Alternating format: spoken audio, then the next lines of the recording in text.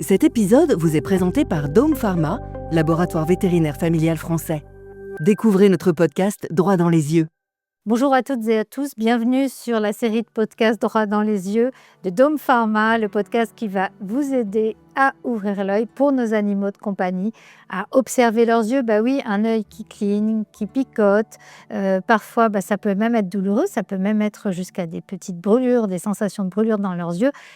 Pour assurer leur bien-être à nos animaux que nous aimons tant, c'est l'occasion d'en parler et de savoir comment prendre soin d'eux et de leurs yeux. Alors, on ne va pas parler de traitement, on va parler surtout de conseils. Et aujourd'hui, j'ai le plaisir de retrouver mon confrère vétérinaire, le docteur Bertrand Cheffneux, vétérinaire canin à Paris. Et vous écoutez Droit dans les yeux, donc le podcast qui va vous aider à ouvrir l'œil avant qu'il ne soit trop tard. Bonjour Bertrand. Bonjour Valérie. Bon Bertrand, tu es vétérinaire donc, dans le 17e. Alors, à 2 pas de l'Arc de Triomphe, mais aussi de la Porte-Maillot. Donc, tu as pas mal de chiens et de chats qui passent te voir chez West My Vet. Donc, le bien-être animal, ça tombe bien. C'est ta passion. Tu adores voir les animaux, les chiens, les chats en consultation. Mais parfois, prendre soin de leurs yeux, c'est pas si simple. Et là, on va parler aujourd'hui de savoir comment faire en sorte que les soins soient agréables pour eux, que ça se passe bien, parce que tu as des animaux avec qui ça va être très simple. Et puis, tu en as d'autres, il va falloir un peu les habituer. On va parler de medical training, Bertrand. Donc, c'est renforcement du lien avec l'animal, faire en sorte que les soins se passent bien et tout ça. Et puis, développer cette coopération, finalement, entre le propriétaire et l'animal. Ouais. C'est quoi l'intérêt, finalement ? Tout à fait. En fait, s'occuper des yeux et s'occuper de plein d'autres endroits de son chien ou de son chat, c'est pas facile pour nous, c'est pas facile pour eux. Et les yeux particulièrement, parce que ça peut nous faire peur à nous de venir toucher ou manipuler ou soigner quelque chose que l'on pense assez fragile. Et ça leur fait peur à eux. On n'a qu'à réfléchir. Pour nous, quand on met des gouttes dans les yeux, c'est toujours un peu étrange au départ. C'est la même chose chez les animaux. Donc il va falloir les habituer petit à petit à ce que tout ça se passe au mieux. Donc finalement, l'observance, c'est ça, c'est faire en sorte qu'on puisse facilement suivre des soins ou un traitement pour son chien ou son chat dans le temps. Voilà, donc c'est vraiment les habituer pour qu'on puisse avoir cette observance du traitement, donc c'est-à-dire un traitement où on doit mettre autant de gouttes par jour, autant de points de pommade, de poids de pommade dans l'œil, et pour pouvoir en mettre 2, 3, 4 fois, ou comme va vous conseiller votre vétérinaire. Donc cette observance doit être bien observée, et ça, on doit les habituer à être manipulés. Donc ça permet une meilleure prise en charge possible. Alors dans le cas d'un animal, qui a l'œil sec justement, Bertrand, ça va être quoi l'observance ? Donc c'est comme tu le disais, de bien mettre justement des larmes artificielles au niveau de ses yeux facilement. Oui, l'observance, c'est de bien faire ce qu'on vous dit, d'accord, ou ce qu'on vous écrit. Donc c'est d'essayer au maximum de respecter la posologie des médicaments, des pommades, des collyres que l'on va vous donner. Et effectivement, en habituant son chien et en le faisant de manière la plus fréquente possible, on va permettre effectivement d'optimiser cette observance. Donc bon suivi du traitement, bon suivi des soins, même quand c'est des larmes artificielles par exemple, on va donner des conseils et c'est ça qui va aider. Sans jouer sur les anglicismes, on parle de medical training, je ne sais pas si je le prononce bien, mais donc ce medical training, qu'est-ce que ça veut dire concrètement pour un propriétaire ? Entraînement médical. Non, mais tout simplement, c'est vraiment entraîner son animal à être manipulé. Donc ça vaut pour tout, ça vaut pour la coupe des griffes des chats, ça vaut pour le nettoyage des oreilles chez les chiens ou chez les chats, et ça vaut pour toucher les pattes, peut-être manipuler son animal pour voir s'il y a quelque chose qui ne va pas. Et pour les yeux, c'est l'habituer à un nettoyage, à approcher ses mains, à ouvrir les yeux, à mettre des produits dans les yeux pour que ces manipulations ne soient pas une source de stress et donc parfois une source d'impossibilité de traitement. Alors c'est vrai que ça permet de faire des soins justement avec la collaboration finalement de son animal. Parfois, c'est vrai que ce medical training, ça permet aussi de pouvoir parfois dépister une petite anomalie sur son chien ou son chat. On ne sait jamais, comme tu le disais, quand on doit observer les yeux, mais ça peut être d'autres parties du corps, peut être les oreilles, ça peut être n'importe quoi. Et puis, surtout, il ne faut pas que ce soit un bras de fer. finalement. Alors, il y a surtout avec les chiens, mais alors avec les chats... Avec les chats, c'est encore pire. Mais c'est vrai que plus on va manipuler son animal, plus on va le regarder sous toutes les coutures et plus il va se laisser faire pour tout ça, plus on va pouvoir mettre en évidence quelque chose qui va nous dire ça c'est pas normal. Au niveau des yeux, des oreilles, des dents, des pattes, un peu partout. Mais pour qu'on puisse le faire, il faut que l'animal se laisse faire. Et effectivement, un chien plutôt manipulable pour la plupart, mais un chat, quand ça ne veut pas, ça ne veut pas. Et donc du coup, c'est le chat qui décide. Voilà, donc c'est vrai que plus on va l'habituer des petits, plus on va le manipuler, plus on va le retourner dans tous les sens, le papouiller, lui ouvrir la bouche, lui regarder les yeux, etc. Plus quand on devra le faire réellement pour un traitement ou pour un problème particulier, plus ce sera facile et le chat se dira c'est pas normal ce qu'on est en train de me faire. Alors comme tu le disais, effectivement, il faut les éduquer jeunes pour les habituer, ça c'est l'idéal. Alors évidemment, quand on a adopté un chien ou un chat adulte, là effectivement, on n'a pas le choix, faut le tenter le plus tôt possible. Mais toi, est-ce que tu as des tips à nous partager, surtout quand on va parler de chiens et de chats et qu'on va parler de soins des yeux ici en l'occurrence, puisque on est sur notre série de podcasts sur les yeux secs. Effectivement, donc les conseils qu'on peut donner aux propriétaires, c'est quand on a un animal qui est dès le plus jeune âge chez soi, c'est encore une fois de le manipuler, de faire toute une série de choses qui ne servent peut-être à rien sur le moment même. Donc c'est-à-dire que l'œil n'est peut-être pas à nettoyer parce que pas sale, mais faire des manipulations avec un liquide qui permet de nettoyer l'œil, etc. pour que tout ça soit habitué. Ça vaut pour les yeux, ça vaut pour tout, ça vaut pour les dents. Le brossage des dents pourrait se dire que ça ne sert à rien alors qu'il a des dents de lait. Non, ça l'habitue déjà à la manipulation de la bouche. Donc c'est la même chose pour les yeux. Donc ça, c'est le premier gros conseil. Et puis après, c'est y aller quand même mollo. Au départ, ça va lui faire peur, donc il ne faut pas le braquer. Il ne faut pas que les premières manipulations lui fassent tellement peur qu'il n'accepte plus par la suite.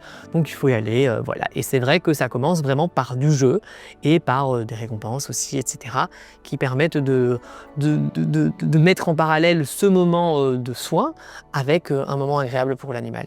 Alors justement, il faut être dans un environnement, si possible, qui soit idéal, qui soit calme. On ne se met pas dans une pièce où il y a beaucoup de brouhaha, de passage, de bruit, parce que là, ça va augmenter le stress de l'animal pour faire les soins. Tu parlais de récompense, donc on est toujours dans cette logique d'éducation positive. Est-ce qu'il faut limite pour les soins? Tu recommandes ou pas, toi, d'avoir des friandises spécifiques quand tu fais les soins à son animal? Alors, encore une fois, ça dépend de chaque individu. Il y a des animaux qui vont te laisser manipuler particulièrement facilement. Il y en a d'autres pour lesquels on va essayer de pas donner trop de friandises parce que c'est peut-être pas bon pour d'autres choses qu'ils ont. Mais effectivement, il faudrait vraiment privilégier ce moment, et une manière de rendre ce moment privilégié, c'est de donner des choses dont ils n'ont pas l'habitude, par exemple, qui vont te dire chouette, en fait. Les soins, c'est sympa. C'est sympa. Ouais, donc c'est vrai que vous pouvez réserver certaines friandises aux soins en particulier pour votre chien ou votre chat. Et puis, on dit souvent qu'il faut aussi apprendre à observer son animal et comprendre des signes qui nous renvoient. Ça peut être vrai chez le chien, ça peut être vrai chez le chat. Il y a un moment, si on sent qu'il commence à s'énerver ou qu'il y a des petits grognements chez le chien ou que le chat commence un peu à feuler ou autre, on peut peut-être se dire stop, on reporte. Oui, voilà, de toute façon, voilà. Il ne faut pas persévérer à tout prix. Nos animaux ne parlent pas, donc il faut aller interpréter leurs signes d'agacement, leurs signes d'ennui, leurs signes de je ne veux pas.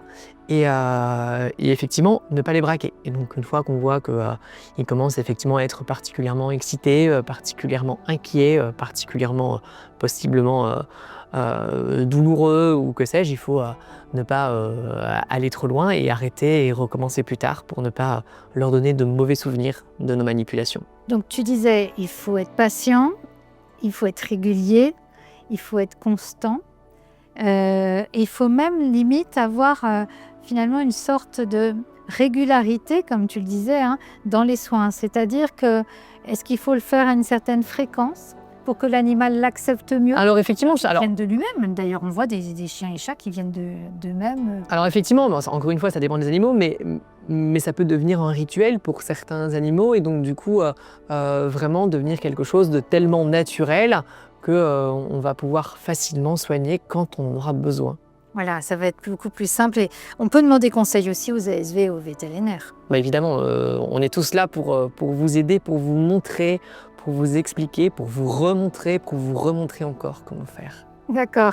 Bon, en tout cas, il y a un phénomène aussi de régularité pour le veto et les équipes ASV qui doivent souvent effectivement réexpliquer le medical training. Oui, parce que c'est normal, les propriétaires ne sont pas toujours faciles avec ça, ils ont parfois un peu peur, pas spécialement de leur animal, mais de leur faire mal ou de faire mal.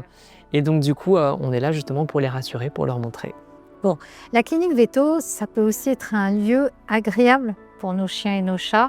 Et c'est peut-être un point important aussi à prendre à l'animal. Toi, tu me disais, tu as beaucoup de tes patients qui viennent te voir en dehors des visites de consultation, de vaccins ou des visites médicales et qui viennent te saluer. Et c'est l'occasion de voir que la clinique veto, c'est un lieu sympa aussi. Ça aussi, c'est du medical training, mais alors plus pour nous, parce que nous aussi, on va devoir les manipuler, les animaux, en consultation. Et c'est vrai que si la table de consultation, le cabinet de consultation, la clinique vétérinaire, c'est un lieu juste où ils ont des souvenirs de choses qui leur ont fait mal, des manipulations, des anesthésies ou des choses comme ça. De la mémoire aussi. Voilà, ça a de la mémoire et vraiment beaucoup. Et donc du coup, on a tout intérêt à rendre notre lieu le plus agréable possible et faire passer les animaux. Alors on part sous les chiens parce qu'on ne va pas se balader son chat tous les 4 matins. Mais les chiens juste passent à la clinique pour être caressés, recevoir une friandise et voir qu'en fait, ça peut être très très cool d'aller chez le veto. Ça permet d'améliorer grandement pour nous la facilité des soins. Donc ça, j'appellerais ça même la happy visit. Voilà, c'est la visite de courtoisie. Visite de courtoisie vers son veto. Pour le nettoyage des yeux, tu as des petits tips également à nous partager parce que parfois on peut dire qu'au début, quand l'animal n'est pas du tout habitué, qu'il a l'œil sec, qu'il faut lui mettre des larmes artificielles. Il faut lui en mettre plusieurs fois dans la journée, comme on l'a dit et répété au cours de cette série de podcasts, aussi souvent que nécessaire, les larmes artificielles, quand on voit que son animal a l'œil sec, que ça picote, que ça peut même lui brûler l'œil et qu'il se frotte avec la patte. Parfois, on peut dire, on n'est pas obligé tout de suite de lui mettre les larmes artificielles, on peut y aller par petites étapes, tu disais, oui, et parfois approcher juste déjà. Approcher le flacon, approcher une compresse pour qu'il s'habitue à avoir des choses qui s'approchent de son œil, pour avoir pas peur d'une compresse, d'un flacon, et puis y aller effectivement crescendo en mettant petit à petit des produits. Voilà, donc on le fait sur plusieurs jours. Petit à petit, chaque jour, on s'approche un peu plus. Et puis, le dernier jour, si on voit que l'animal est prêt, on lui met les gouttes dans l'œil. Voilà, c'est comme ça qu'il faut... voilà, en tout cas... Une petite friandise pour le récompenser quand même. Voilà, la seule chose qu'il faut se rappeler, c'est qu'on ne le force pas, en tout cas au départ. Ouais. Et on essaie vraiment de ne pas le braquer pour ne pas que ça devienne un bras de fer entre notre animal et nous quand il faut faire des soins. Bon, en tout cas, ce qu'il faut, c'est que finalement, ces soins, ce que je retiens du medical training, et je pense que ce qui est important aussi que nos auditeurs retiennent, c'est que finalement, c'est quelque chose de très positif pour l'animal, pour notre animal, et pour nous aussi, c'est que ça va rendre les soins beaucoup plus agréables pour tout le monde et que ça va permettre de les faire de façon récurrente et régulière, surtout quand il y a besoin. Quand on fait aussi la protection des yeux avec des lubrifiants, on le disait, il faut parfois aussi même le faire en préventif. Oui, alors effectivement, donc c'est pour ça que l'habitué c'est bien. Alors il y a les traitements réels parce qu'il y a une pathologie ou une lésion oculaire. Et effectivement, en prévention, on peut chez certains animaux, chez certaines races ou dans certains contextes, mettre en préventif des larmes artificielles comme nous, on en mettrait parce qu'on va dans un milieu un peu poussiéreux, un peu sec ou des choses comme ça. Et ce qu'on peut faire, c'est que finalement, pour développer ce lien fort entre le soin et l'animal, se dire on va l'associer, ce soin avec les larmes artificielles, en amont de la balade en extérieur et tout, avec quelque chose de positif. Donc, il a ses larmes artificielles, une grande caresse, un câlin, une petite friandise éventuellement si ça lui fait plaisir. Et ensuite, on met la laisse, on part en balade. Et là, finalement, c'est la récompense. Voilà. Et quand c'est à chaque fois ce rituel, parce qu'en fait, ils aiment les rituels aussi. Ça reste de l'éducation positive, ça reste des renforcements positifs. Et plus on va renforcer de manière positive des choses qui pourraient être au départ plutôt pas très agréables pour l'animal, ça va permettre effectivement de faire plus facilement les soins. Donc effectivement, et ça va permettre de pouvoir les protéger donc de façon plus régulière et d'éviter tout ce problème d'œil sec, parce que si on ne met pas des gouttes artificielles, les larmes artificielles aussi souvent que nécessaire, Voilà. Ça revient. C'est un des problèmes qu'on a. C'est cette observance qui n'est pas observée parce que l'animal est totalement non coopératif. Et donc, on a des lésions et des maladies qui se développent parce que simplement les animaux ne peuvent pas être soignés par leur propriétaire et qu'on ne peut pas recevoir les animaux en clinique vétérinaire 6 fois par jour pour mettre des gouttes. Donc, du coup, ça peut devenir un vrai problème. Donc, c'est pour ça qu'il est important de le faire le plus vite possible, même quand ce n'est pas nécessaire, pour essayer d'habituer l'animal. Et sinon, de revenir voir son vétérinaire ou de demander conseil Voilà, à l'assistant vétérinaire au comptoir pour vous remontrer les bons gestes, vous réexpliquer la démarche. Mais là, la démarche, on l'a bien comprise. Voilà. On a quand même bien insisté. Je pense qu'on ne peut pas faire plus. On ne peut pas faire plus.